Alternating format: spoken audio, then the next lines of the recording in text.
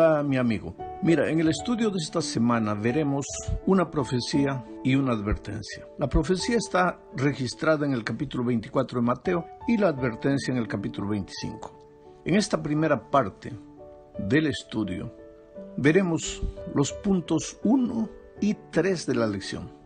Leamos primero la profecía. Está en Mateo capítulo 24, versículo 24. Dice así: porque surgirán falsos cristos y falsos profetas, y harán grandes señales y prodigios de tal manera que, de ser posible, engañarán incluso a los escogidos.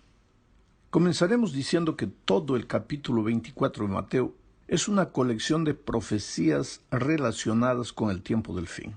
Antes de la venida de Cristo, habrán terremotos, pestilencias, guerras, rumores de guerras, cataclismos, violencia entre los hombres, inmoralidad desenfrenada, en fin. Si analizáramos una a una todas estas profecías, veríamos que todas se han cumplido o se están cumpliendo al pie de la letra. Pero en esta ocasión solo veremos la profecía del versículo 24 que anuncia la aparición de falsos cristos. Estos profetas y personas que se dicen ser el Cristo son un cumplimiento de la profecía. Pero el asunto va más allá de personajes delirantes o de aprovechadores que se benefician con la credulidad, el fanatismo o la falta de información del pueblo. Cuando Jesús habló de falsos cristos, dijo que estos harían grandes señales y prodigios de tal manera que engañarían, si fuere posible, aún a los escogidos. Ahora, esto es algo serio. Los escogidos no serían fácilmente engañados por una curación milagrosa o simplemente porque alguien dice que es el Jesús reencarnado. No. Si gente esclarecida va a ser víctima del engaño, es porque el asunto es mucho más complicado de lo que se imagina. La palabra clave aquí es engaño. De acuerdo con la declaración de Jesús, en los tiempos finales se preparará un engaño tan bien armado que afectará inclusive a los escogidos. ¿Quién estará por detrás de este engaño y cómo sucederá esto? La Biblia trae la información necesaria. Dios no podría haber dejado sin orientación a las personas sinceras que buscan la verdad. En el libro de Apocalipsis encontramos que el autor del engaño maestro de los últimos tiempos será el mismo que en el principio arrastró a una tercera parte de los ángeles del cielo, usando la seducción y la mentira. El mismo que engañó también a Eva, Adán, usando la seducción y la mentira.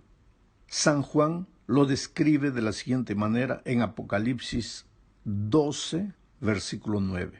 Y fue lanzado fuera el gran dragón, la serpiente antigua que se llama Diablo y Satanás, el cual engaña al mundo entero. Fue arrojado a la tierra y sus ángeles fueron arrojados con él. Nota que una de las características de este personaje maligno es que engaña al mundo entero. Su especialidad es el engaño. Él no obliga a las personas a hacer algo que no desean. Las personas lo siguen porque quieren. Las personas creen lo que él enseña. Están convencidas que él tiene la razón. Ahora, el instrumento que este personaje usa para llevar a las multitudes a seguirlo voluntariamente es la seducción y la mentira, el engaño.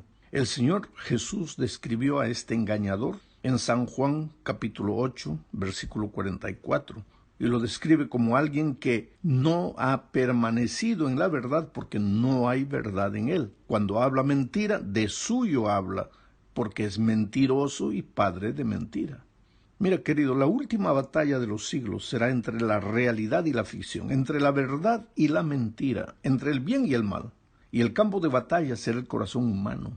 Este enemigo mentiroso por naturaleza tratará de engañar al mayor número de personas en los días finales, inclusive a los más preparados, a los escogidos, dijo el propio Señor Jesucristo.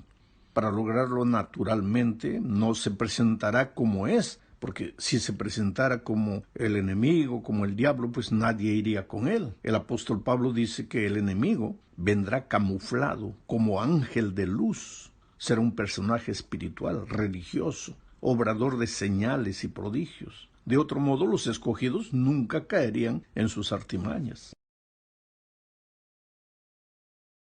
El apóstol Pablo describe la manera como actuará el engañador en los días finales. Mira lo que dice segunda a los Tesalonicenses capítulo 2 versículos 1 al 4. Pero con respecto a la venida de nuestro Señor Jesucristo y nuestra reunión con Él, os rogamos, hermanos, que no os dejéis mover fácilmente de vuestro modo de pensar. Nadie os engañe en ninguna manera, porque no vendrá sin que antes venga la apostasía.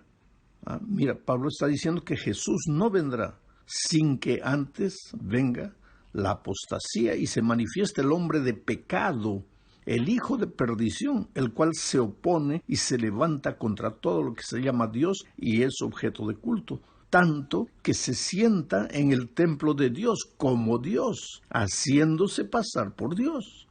Este texto es clave para entender el asunto.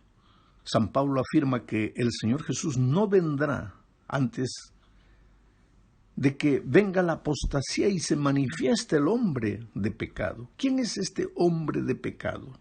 ¿A quién se refiere el apóstol? ¿De qué apostasía habla y cuándo sucederá esto? El propio Pablo menciona otras características de este hombre de pecado, entre comillas. Dice que él se opone y se levanta contra todo lo que se llama Dios y es objeto de culto. Pero se levanta contra Dios de una forma interesante, extraña. Se opone, entre comillas, sin oponerse. Quiere decir, no habla contra Dios, sino que se disfraza, se hace pasar por Dios. Se sienta en el templo de Dios como Dios, pero no es Dios. Infelizmente las multitudes le creen, le siguen y aceptan lo que le enseña. Y al hacerlo, lógicamente, caen en la apostasía. Ahora mi pregunta para ti es la siguiente. ¿Conoces en nuestros días algún poder religioso que se atribuya poderes divinos? ¿Has visto alguna institución religiosa que pretenda tener o considere que tiene autoridad suficiente para, digamos, cambiar lo que está escrito en la palabra de Dios? Mira, amigo, esto es preocupante. El día que tú veas que un ser humano se siente en un trono y se haga pasar por representante de Dios, puedes saber que es parte del cumplimiento de la profecía bíblica. Y esto puede ser doloroso, pero esto es lo que está escrito en la palabra de Dios. Jesús dijo en Mateo capítulo 24, versículo 15, que la hora de su retorno estaría próxima cuando veáis en el lugar santo la abominación desoladora de que habló el profeta Daniel. Y entre paréntesis dice, el que lee, entienda. Esta expresión, el que lee, entienda, ¿por qué está entre paréntesis? Quiere decir que no todos entenderán. No todos entenderán lo que está escrito.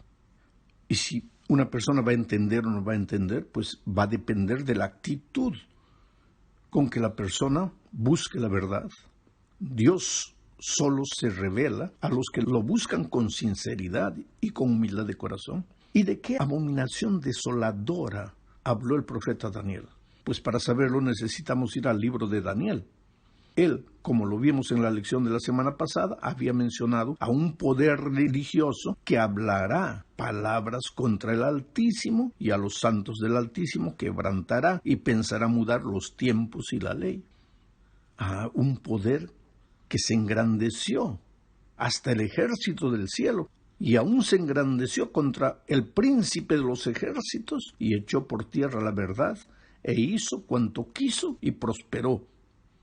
Observa que este poder religioso, querido, en algún momento de la historia intentaría mudar los tiempos y la ley y echaría por tierra la verdad. ¿Por qué tiene tanta rabia contra la verdad?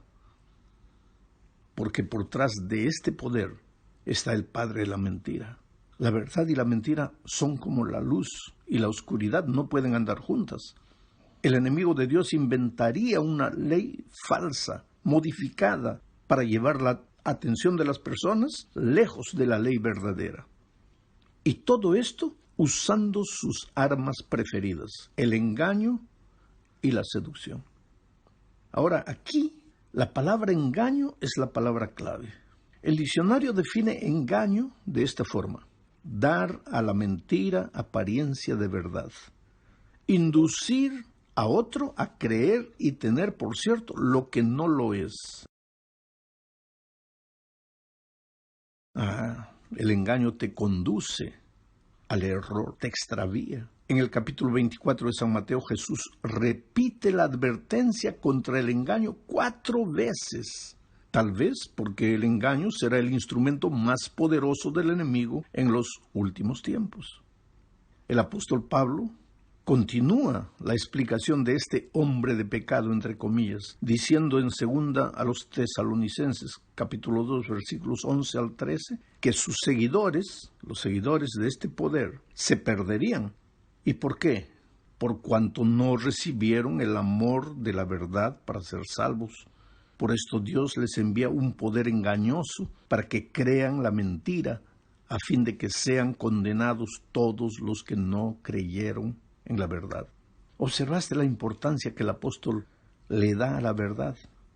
En el fin de los tiempos habrá gente que se perderá porque no recibió la verdad.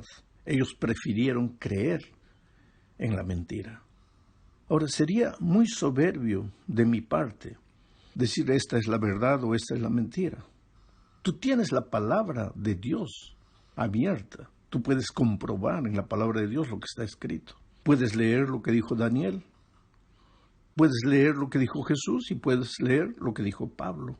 Y vas a concluir que hay un poder religioso que trata de llevar a los hombres para un camino diferente del camino de la verdad bíblica. Y esto es preocupante. A estas alturas conviene hacerse la pregunta: ¿de qué verdad habla Pablo?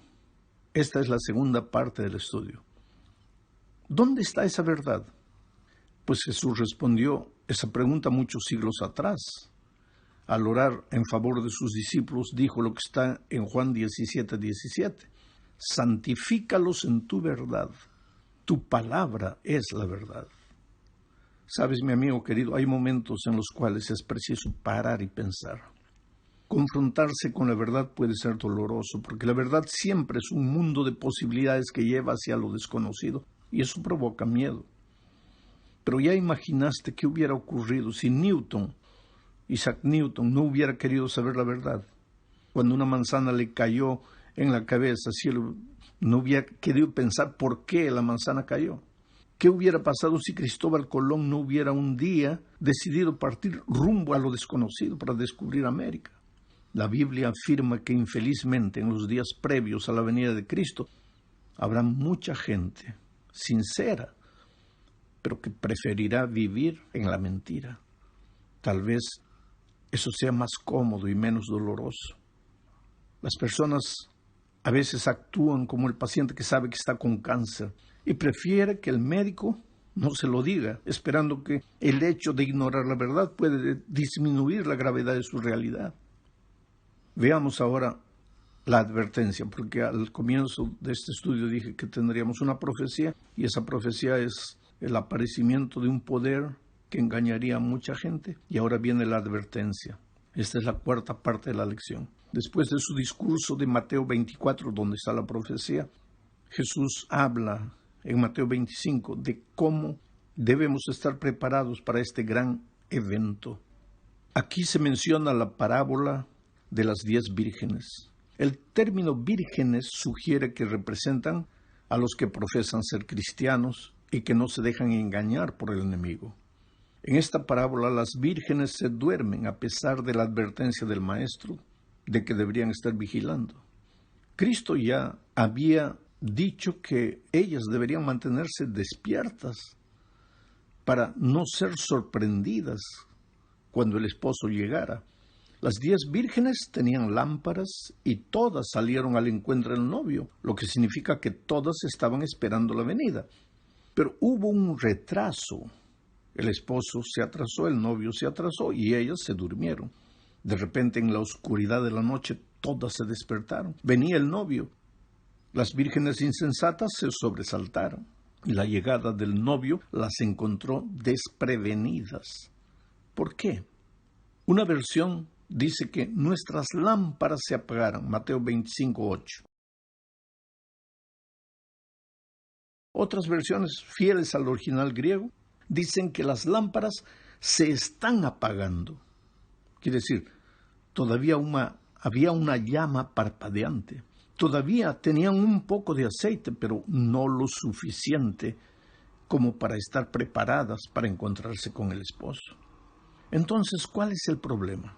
Estas vírgenes representan a los cristianos que esperan que Cristo regrese, pero tienen una experiencia superficial con Él. Tienen un poco de aceite todavía. El Espíritu obra de algún modo en su vida, pero es solo un parpadeo. Estos cristianos están satisfechos con poco cuando necesitan mucho. En los últimos días, antes de la venida de Cristo, pues, aún conociendo la verdad, habrá muchos cristianos que están dormitando, no están despiertos, no están vigilantes y serán sorprendidos por la venida de Cristo. Llegamos ahora al fin de este estudio hablando de la forma como debemos usar los talentos. En el capítulo 25 de Mateos encontramos esta segunda parábola. El Señor distribuye talentos a sus siervos. Lo hace de acuerdo a la capacidad de cada uno y cuando regresa, cobra de cada uno de acuerdo a lo que les confió. Hay varias lecciones en esta parábola, pero la principal es que la mejor manera de esperar su venida es trabajando. Cada uno debe trabajar conforme a los dones que recibió del Señor, sin mirar al que está al lado, porque a mí no me cobrará por los talentos que le dio a mi hermano, y a mi hermano no le cobrará por los talentos que me dio a mí. Servir a Dios con los talentos que me dio. Ahora, esto no involucra el estudio diario de la palabra de Dios, la oración y el buscar a una persona para Cristo. Porque el otro día yo encontré una hermana que dice que no busca a una persona para Cristo porque no recibió el don de Dios para evangelizar. Y encontré a otra persona que dice que no estudia la palabra de Dios porque no tiene el don del estudio de la palabra de Dios. No, mira, orar todos los días, estudiar la palabra de Dios todos los días y buscar a una persona para Cristo, esos no son dones, no son talentos, eso es una necesidad básica del cristiano. Todos los cristianos necesitan hacer eso para crecer. Talentos son dones especiales que Dios nos ha dado para servir en la iglesia, para la edificación de la iglesia de Dios. Que Dios te bendiga ricamente.